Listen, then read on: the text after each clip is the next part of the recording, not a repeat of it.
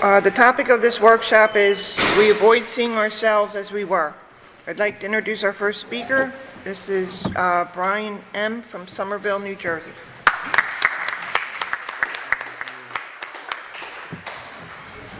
My name's Brian. I'm a recovering addict. Hi, Brian. Hello. I'm pretty nervous. I've never shared at a convention before. But yeah, a little bit about me. Like, I live to use and use to live. When at the end of the road, like, I came up with all these methods for how I was going to stop using drugs or control my drug use. I made a calendar of what drugs I'm allowed to use during what months at what time of the day.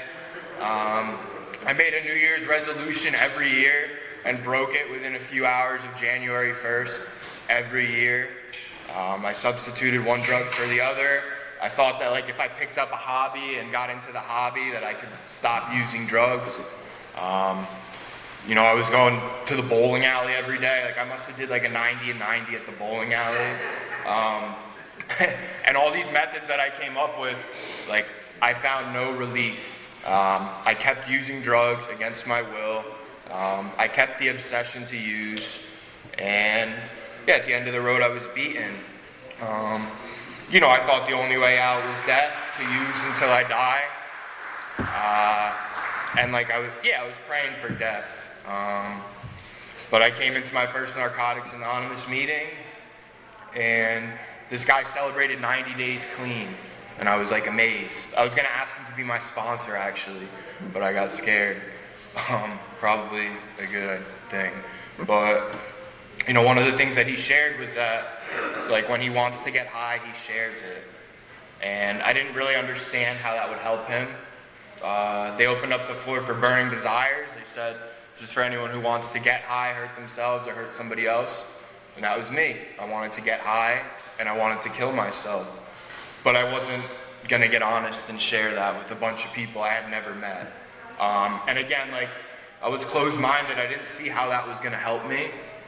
But something happened. Somebody else put their hand up.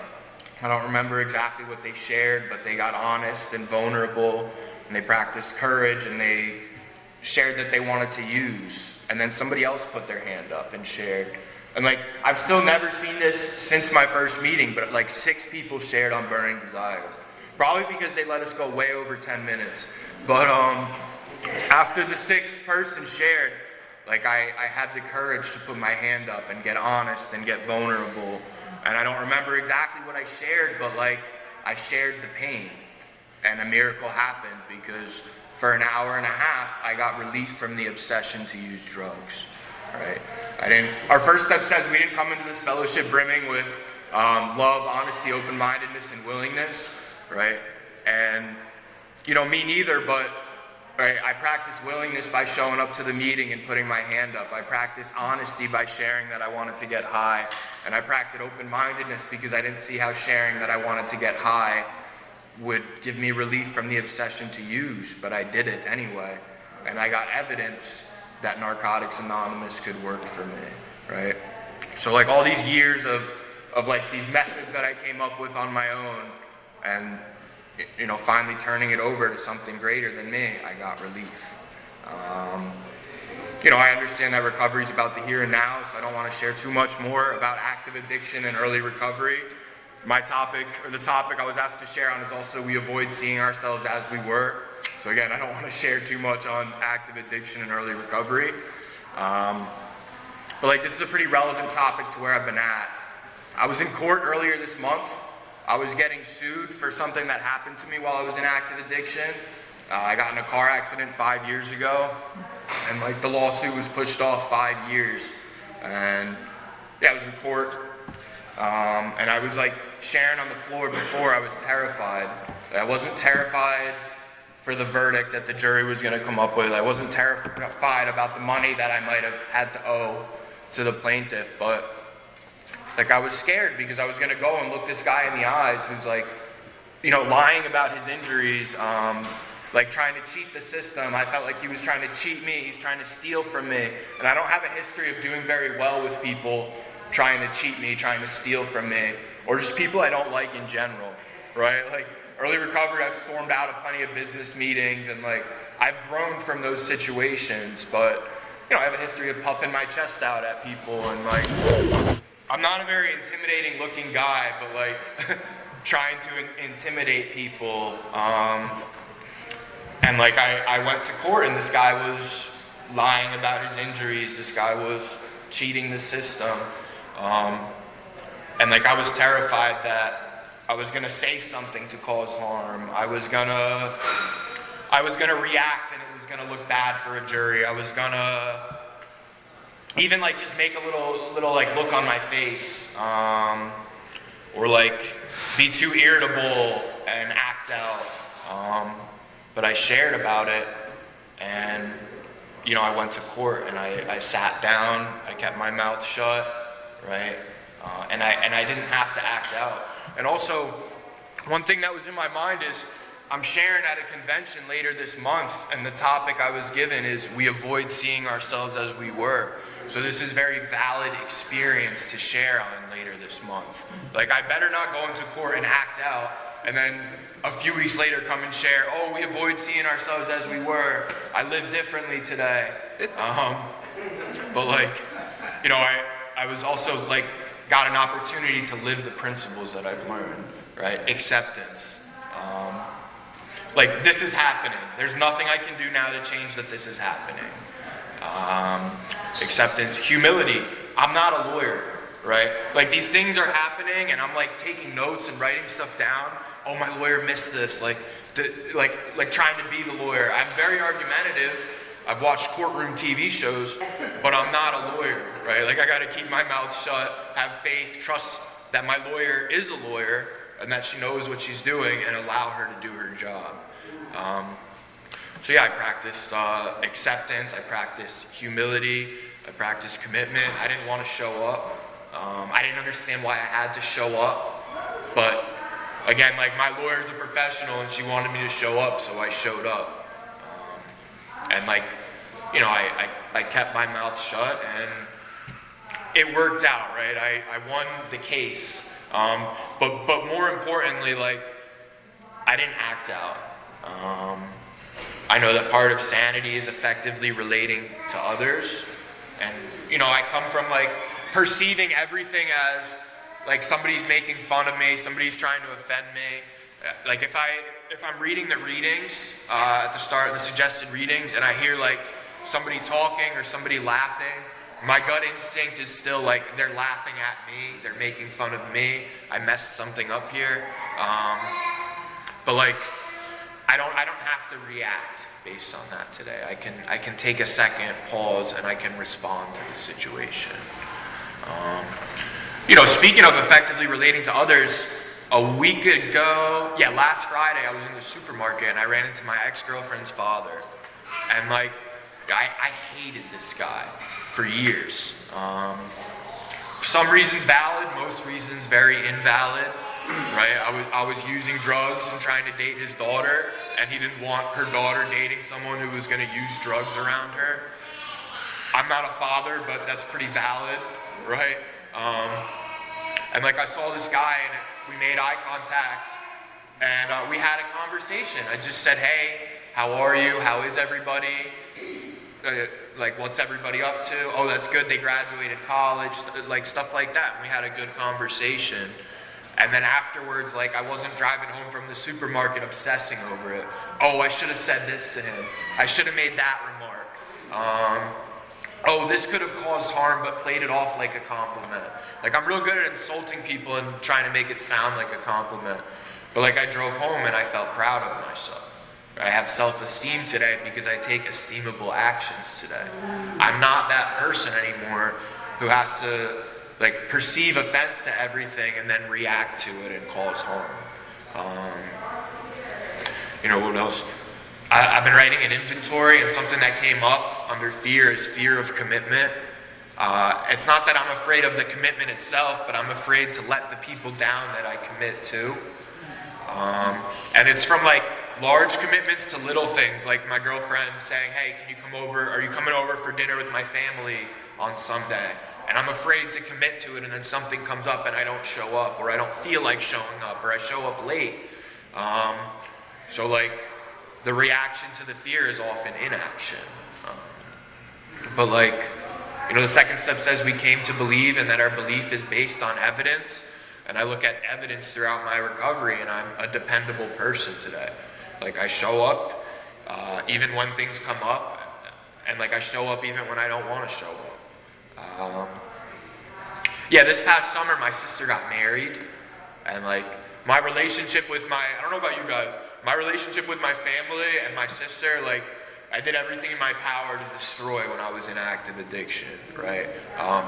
My family had no faith in me, and like why would they, right? I remember with about a year and a half clean, we had left our garage door open, and a police officer knocked on my door and said like, the name of my town police department, and my sister woke up in a panic and like screamed to my mom, "Is Brian home right now?" Right? So with a year and a half clean, like that trauma, that pain of not knowing if her brother was going to come home safe was still there. But this past summer, she got married, and she asked me to give a speech during the wedding ceremony, right? Like, my sister had faith in me that I would show up and that I would, do a good speech, and I wanted to say no. I was afraid to mess it up. I was afraid. There were like 100 people there. I was afraid to embarrass myself, to say something stupid. But I looked at my evidence and how I've been asked to share at meetings, and I was nervous, and I didn't think I would do a good job, but I showed up anyway, and I shared. And afterwards, people clapped and said, "Thank you for sharing." I'm dependable. Like, I show up for my NA commitments, first of all. That's where I'm learning. Step 3 in my NA commitments is where I'm learning the spiritual principle of commitment. So I said yes to giving this speech. And my brother-in-law has like extended family members who don't speak English. They speak only Spanish. And like I went above and beyond, and I prepared the speech in my head in English and then in Spanish. So I said a paragraph of the speech in English, a paragraph in Spanish, paragraph in English, repeated it in Spanish. And like, I was afraid, right? I don't speak good Spanish. I was just afraid in general to be embarrassed. And like, I went up and I gave my speech, and my sister was in tears. My mother was in tears. Like, I show up for my family today. My family who I neglected, who I stepped over to get what I wanted, like drugs aside, like I put their needs aside to satisfy my own wants for years. But I showed up for my family today, and like it worked out. Not only were my sister and my mother in tears, her husband's mother was in tears. Like a bunch of people from his family came up and were thanking me.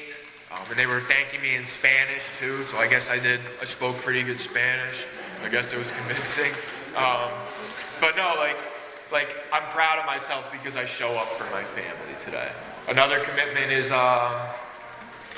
last summer I had 3 NA commitments, NA service commitments, and like a pretty full life. And I was at the area service committee, and they volunteered me to take the policy chair commitment. And like, I don't say this to share my NA service resume, but they volunteered me for the policy chair commitment, and I was like, no. I texted my sponsor, I was like, yeah, can you believe this? They're trying to throw a 4th commitment at me. I can't do that. I'm not organized. Like, I don't know how to speak up when something's happening and I need to advise the committee on a policy. I don't know how to keep orderly notes. I'm already doing so much. And he said, Brian, I think that's a practical commitment for you to take. And I stepped out and I called him, and he explained why it's practical, and he explained that he could help me out. And like, kind of reluctantly, I went back in and I said, like, I'm willing to volunteer for the policy chair commitment. Somebody asked me, like when we ask questions, somebody asked me, do you feel pressured to taking this commitment? And I said, no, I feel encouraged. Whereas in early recovery, I would say they're peer pressuring me. They're trying to make me do stuff I don't want to do. It's like, no, they're trying to encourage me to do something that's good for me. And like there were times throughout the commitment where I thought it was too much for me. I thought I was doing a bad job at it. But like I know how to ask for help today. Just like at my first meeting, I came and I asked for help and I said I want to get high and I want to kill myself. calling my sponsor, calling other members that serve on the committee, hey, I don't think I can do this. This is too much. I don't want to do this anymore. But they encouraged me, they helped me out, and it was a 12-month commitment. And like this past September, I finished. I served all 12 months of the commitment, right? So that's more evidence that like I can commit to things, and I do follow through on my commitments today. You know, I'm a student. I just started grad school last fall. I was failing out of classes in active addiction, but I graduated undergrad last May, and I got good grades. Started my first semester of graduate school last fall, and I got a 4.0. And I'm not sharing like, give me a pat on the back, I'm so smart, but like I'm trying to share the hope because that's a new way to live for me. And that's a new way to live that I learned in NA. I go to my classes early, I stay late, I sit up front. I'm always shooting my hand up to give answers to the professors. I think some of the other students got sick of how quickly my hand shoots up. I'm always asking questions just like I learned to do in NA. And like, so when there's times where my grade was on the cusp of an A and an A minus or an A minus and a B plus, my professors were willing to bump my grade up, and it's because I showed my willingness, right? Well, I didn't bring my book today, but I was going to say I always bring my book to meetings, right? And I'm making notes and stuff like that, and I showed up to class with this heavy-ass backpack, and I'm making notes, and I'm asking questions. And like, basically practicing these principles in all my affairs, right? And it's going well. Like, we're only supposed to be allowed to take 4 classes a semester, but because I have good grades, they allowed me to take a 5th. I'm on track to finish a 2-year degree in a year and a half. And like, sometimes I feel like it's too much for me and I feel like I can't do it. I call my sponsor, I call other members. I have a diverse network. Like, I have men in my life who went to school while in recovery, who held multiple NA commitments and went to school and worked. And they encourage me that they can do it, so I can do it too. My school every year has this competition, this business plan competition, where like you can submit a plan for a startup company, and there's a few rounds of it, and if you win the competition, you get funding and mentorship for starting up the company. And every year, like, I'm gonna do it this year. This is the year that I'm gonna enter the contest. No, my idea is stupid. I don't have what it takes. I have too much time in my hand. I'm just gonna lose. That's another thing, fear of failure. What's the point? And this year, like, part 1 was due yesterday, and I submitted my part 1 of the business plan. And I'm scared that I'm not gonna win. I'm scared that people are gonna laugh at my idea. But like, I submitted it anyway. And we'll see if I make it through to round 2. Like, that part's not up to me. But I'm proud of myself because I wanted to do something and I followed through and I did it. Like, my side of the street's clean. I practiced willingness. I followed through on my commitment to myself and I submitted it. So that's going well. Oh, here's another thing. I'm trying to get into better shape. Like, not just get into better shape to like look bigger, like, because I want to be healthy. I want to live a long time. Right? We put in a lot of work so that I could stop using drugs. Like, you know, I don't want to die from some other thing that I caused myself. So, you know, I'm eating a little bit better. I'm working out a lot. But here's the thing, like, every spring, every winter, I'll go to the gym and I'll bulk up, and then I'll say, in the spring is when I'm going to start cutting the fat. I'm going to start eating healthier. I'm going to start doing cardio. Every year, March 21st, that's the first day of spring, and I'm going to start like losing weight and eating healthy. And then this year, like, I'm justifying my inaction by like misrepresenting the second step. I'm like, oh no, that's insanity. Every year I say I'm gonna do it and I don't do it. I'm doing the same thing and expecting a different result. Why even try? I'm gonna fall short. Why share about it to other people? The summer's gonna come and I'm gonna be in the same shape as I am now and they're gonna laugh at me. But like, what I realized today is that I'm not doing the same thing expecting a different result. Right? This year I have a working knowledge of the third step. I have evidence of all these commitments that I followed through on. I showed up for my sister and I spoke at her wedding. I've showed up for NA commitments. I'm showing up for school. And so like, I can show up for myself.